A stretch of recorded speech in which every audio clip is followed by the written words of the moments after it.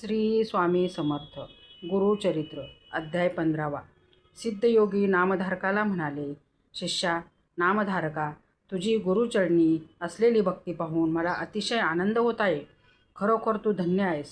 तू मला विचारलेस, श्री गुरु नृसिंह सरस्वती वैजनाथ क्षेत्री गुप्तपणे का राहिले, त्याचे कारण ऐक.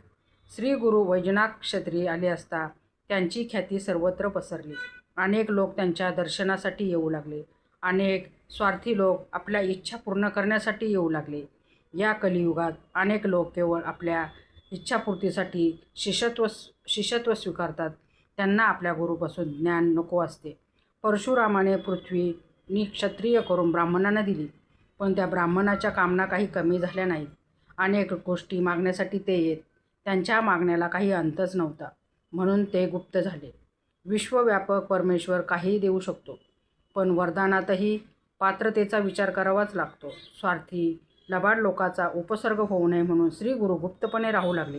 नामधारका, त्यावेळी श्री गुरु आपल्या सर्व शिष्यांना जवळ बोलावून म्हणाले, तुम्ही आता भारतभर तीर्थयात्रा करीत फिरा. सर्व तीर्थयात्रा पूर्ण झाल्यावर श्री शैल पर्वतावर या.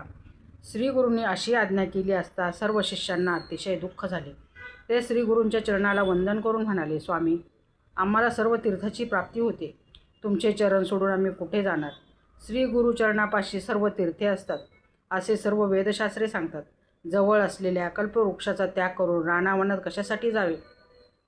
त्यावर श्री गुरु म्हणाले, तुम्ही सर्व संन्यासी आहात. जो संन्यासी आहे त्याने एकाच जागी 5 दिवसापेक्षा अधिक काळ राहू नये. म्हणून तुम्ही सर्वत्र भ्रमण करा. तुमचे मन स्थिर होईल. मग एकाच जागी राहावे. त्या तीर्थाटनात तुम्हाला अधिक ज्ञान मिळावे अशी आमची इच्छा आहे. संवत्सरात आम्ही श्रीशैल क्षेत्री असू, तेथे आपली भेट होईल. श्री गुरूंनी असे सांगितले असता सर्व शिष्य त्यांच्या पाया पडून म्हणाले, तुमचे वाक्य आम्हाला परिसमान आहे. जो आपल्या गुरुची आज्ञा मानित नाही तो भयंकर अशा नरकात जातो. गुरूची आज्ञा पाळणे हे शिष्यांचे कर्तव्यच आहे. म्हणून आम्ही आता तीर्थयात्रा करू. आम्ही कोणकोणत्या तीर्थक्षेत्री जावे ते कृपा करून सांगा. तुम्ही सांगाल त्या ठिकाणी आम्ही जाऊ. शिष्याने असे विचारले असता श्री गुरु प्रसन्न झाले. ते म्हणाले, तुम्ही सर्वप्रथम काशी क्षेत्री जा. काशी या भूमंडलातील तीर्थराज आहे.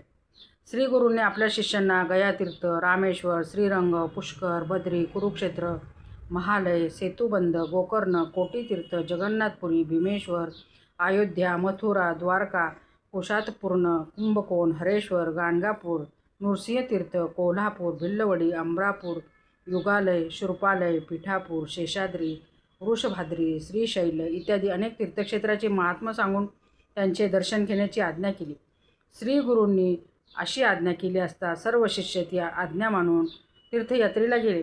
श्री गुरु वैजनाथ क्षेत्री गुप्तपणे राहिले. सरस्वती गंगाधर सांगतात, आता पुढील कथा श्रवण करा, म्हणजे सर्व इच्छा पूर्ण होतील. श्री गुरुचरित्र म्हणजे कामधेनू आहे. त्यांचे श्रवण पठण केले असता 4ही पुरुषार्थ प्राप्त होतो.